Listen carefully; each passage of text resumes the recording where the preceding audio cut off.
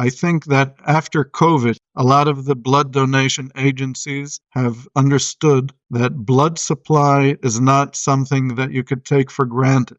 I could say that before COVID, I used to get a lot of venture capitalists, and even, I wouldn't say the blood donation industry was always interested in having an alternative source of red blood cells and other blood products. But since they're all nonprofit companies, so they're extremely cost intolerant. Imagine a world where blood type doesn't matter, where your O negative child could receive a transfusion without delay, where cancer treatments aren't postponed due to blood shortages, where battlefield medics never have to watch soldiers die for lack of compatible blood. This isn't science fiction. It's the future Ari Gargir and his team are creating right now. Welcome back to the Smart Biotech Scientists podcast. I'm David Brulman, and if you've missed part 1 of our conversation with the CEO and founder of RedC Biotech, you heard how a paragliding accident that nearly claimed his life led to a mission to revolutionize blood supply worldwide. Today, we are pulling back the curtain on the bioprocessing breakthroughs making this possible. How do you guide stem cells to become functional red blood cells? What happens when you scale from lab flasks to industrial bioreactors? And perhaps most critically, how do you make this economically viable when lives are at stake? For the biotech scientists among you facing your own scale-up challenges, the next 10 minutes could transform your approach. And for everyone else, you're about to witness how cutting-edge science transforms millions of lives. This is bioprocessing that changes everything. Let's dive back in with Ari Gargir. Are you juggling the complexities of CMC development while trying to enjoy the beauty of biotech? Have you ever wondered if there's a way to simplify bioprocessing?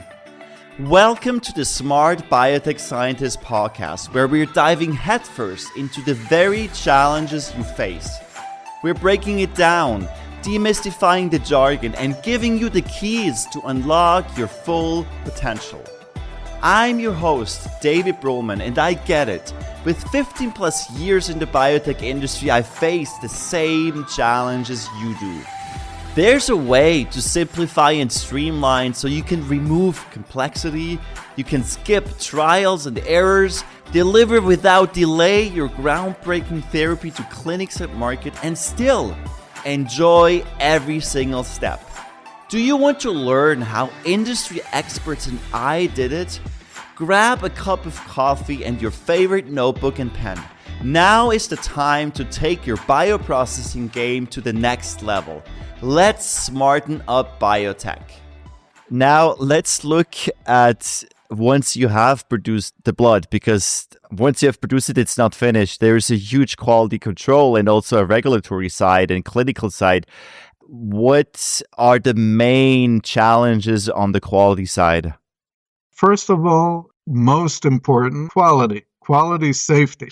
These red blood cells will probably not be identical to our natural red blood cells. They may have different characteristics to them. Maybe only a very slight version. Till now, we see some differences in expression of different factors in these red blood cells. Also have to learn what effect they have, for example, on the stability, the shelf life of these red blood cells, and of course, the efficacy of these cells once they're injected. What's for sure, it will have to be immunologically safe, not cause any kind of rejection. That, of course, is on the medical side. Other than the quality and safety, the cost is the most important factor. A red blood cell transfusion costs about $200. That's an average number. Some countries it costs less. Israel, Germany have efficient blood supply agencies. The cost is a little less. In some places in the United States, I know that the cost is even higher than $200. It could go even up to $200, $300. $300 to $400 after processing. So we have to be able to compete with the cost of the donated blood. And that means that when we're in largest scale production capacity, we have to produce a blood unit at about $50 per unit. That is a very big challenge. But when we're at very high capacities, we'll be able to perhaps manufacture much more cells per liter of media. The raw material cost, when we reach the big scales, will be much lower. So we believe that we'll be able to reach that kind of a benchmark for the cost of goods for a blood transfusion.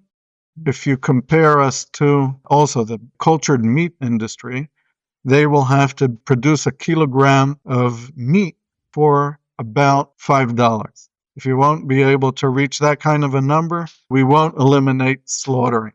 On the other hand, if we are able to produce a kilogram of red blood cells for $500, that means that you could produce maybe almost 10 blood units out of a kilo.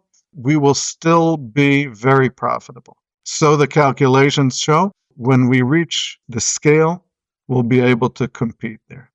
And if you manage to do that, it will be also quite a success because it shows that you can produce cheaper cell therapies. I mean, you're using stem cells. So I think it could also be a way to make, hopefully, cell therapies much more accessible and cheaper to a wide range of people. Now, I would like just to talk about the development and the timing right now. Why do you think it's the right time to do it now? And because, I mean, there's a lot of moving parts involved, timing, competitors, and so on. Why do you think it's the right time? First of all, we have the IPS technology. The IPS technology is ripening in these years.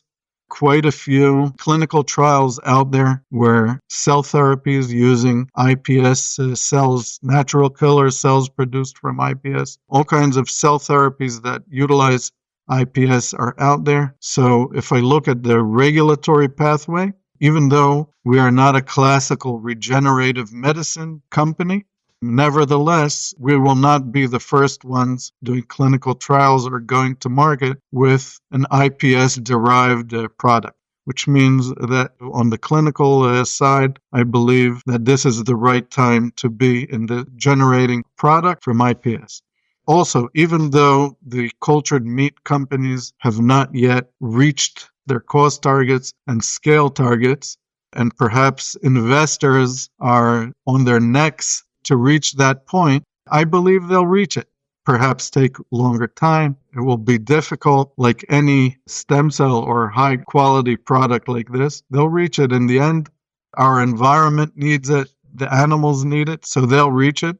And in our aspect, these technologies will ripen when we will be ready to scale up into those kinds of scales. So I believe that we're exactly in the right timing in order to utilize those kinds of technologies. And in the end, I think that after COVID, a lot of the blood donation agencies have understood that blood supply is not something that you could take for granted. I could say that before COVID, I used to get a lot of venture capitalists. And even, I wouldn't say the blood donation industry was always interested in having an alternative source of red blood cells and other blood products. But since they're all nonprofit companies, so they're extremely cost intolerant. And if you don't bring them an alternative that will replace blood by cost, if like people came from blood donation agencies, if you won't meet the $200 target, we won't buy it from you. Even if you say that it's higher quality, we won't buy it because the way it is now, blood donation agencies don't test quality. It doesn't interest them. They're interested only in the safety.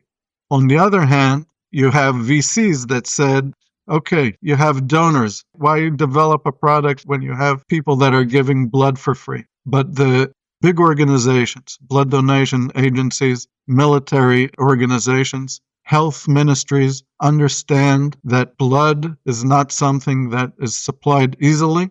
COVID was, for the blood donation agencies, was an easy case because in the end, people were only confined to their homes. people could get a special pass to go out and donate blood. But the COVID was not a blood-borne virus, and thus the blood donation itself was not harmed by the virus. Imagine a scenario where we have a blood-borne pandemic. Blood-borne virus that causes a pandemic, humanity is in big trouble. And the blood donation agencies understand that that is a scenario. That is something that may happen, and we need an alternative. Other things, earthquakes can happen. Blood is a national resource. Countries don't move blood from one country to the other normally. You know, when the beginning of the war in the Ukraine started, there was a transfer of blood from Europe to Ukraine. But still, it is extremely unconventional to move blood from one place to the other. By producing blood in a manufacturing facility, the blood will turn into a commodity. It will turn into an off-the-shelf pharmaceutical product. It will be highly standardized and have all of the regulatory approvals, and it will be something that can be moved from one region to the other. You could have redundancy between the production facilities so that a group of people will ever be in danger of not getting blood. Well, you're moving the needle. You're solving a tremendous problem. What advice would you give other biotech entrepreneurs who are solving similar ambitious challenges? I think the supply of blood doesn't fall under any of the buzzwords. It's not climate. It's not cultured protein and cultured meat. It's not AI. It's not health tech. It's difficult biotechnology. So it's very hard to get funding. So if entrepreneurs, if startup companies are in this kind of an area, most important is to be consistent, to have a very long breath, and be ready for a marathon. The development is difficult. The funding requirements are high, and you have to be ready. If you believe in what you're doing and the necessity, be ready for a long run. To stick with it and be patient, and I believe that you'll be able to get to it. That's fantastic advice, Ari. Thank you very much. With everything we have covered today, what is the most important takeaway you want our listeners to walk away with? First of all, to do something with impact, always think about a big cause that will have impact on humanity, on our planet, on well-being. I think that's a great motivation. Of course, you always have to remember that if it's not commercially viable, it won't happen. So you always have to make sure that you have your market and commercial justification behind it, but also look after for things that will really be impactful and bring people to you, bring investors, bring opinions, bring the attention of all people. This is something that I enjoy very much, is coming to people, talking with them, and getting their support for what you're doing. Yeah, thank you very much, Ari, for sharing your passion. And thank you also for solving this problem that we have as humanity. And thank you for believing it. And thank you for just being courageous and doing it. So where can people connect with you? LinkedIn, Facebook, whatever. We're out there. And through your podcast, people could catch me. There's only one person with my name on the planet, so not a problem. Excellent. So smart biotech scientists, please reach out to Ari, connect with him, learn about the exciting research and development they're doing. And Ari, thank you very much for being on the show. It has been a wonderful conversation. I enjoyed it a lot. Thank you very much. It was a pleasure for me too. And I'm happy to have the opportunity to reach to you and your listener. Thank you. And that brings us to the end of our fascinating conversation with Ari Gargir of RedC Biotech. We have explored the remarkable science behind creating universal red blood cells, the bioprocessing innovations that make industrial scale production possible, and the entrepreneurial journey of bringing such a revolutionary technology to market. A huge thank you to Ari for sharing these valuable insights with our community of biotech scientists. If today's discussion has sparked ideas for your own bioprocessing challenges, don't navigate them alone. Book a free consultation to refine your CMC development strategy and propel your success. Together, we can make biologics development smarter, more efficient, and yes, even enjoyable. I'm David Brulman, thanks for listening, and I'll meet you back here for another episode of The Smart Biotech Scientist. All right, smart scientists, that's all for today on the Smart Biotech Scientist podcast. Thank you for tuning in and joining us on your journey to bioprocess mastery. If you enjoyed this episode, please leave a review on Apple Podcasts or your favorite podcast platform. By doing so, we can empower more scientists like you. For additional bioprocessing tips, visit us at smartbiotechscientist.com. Stay tuned for more inspiring biotech insights in our next episode.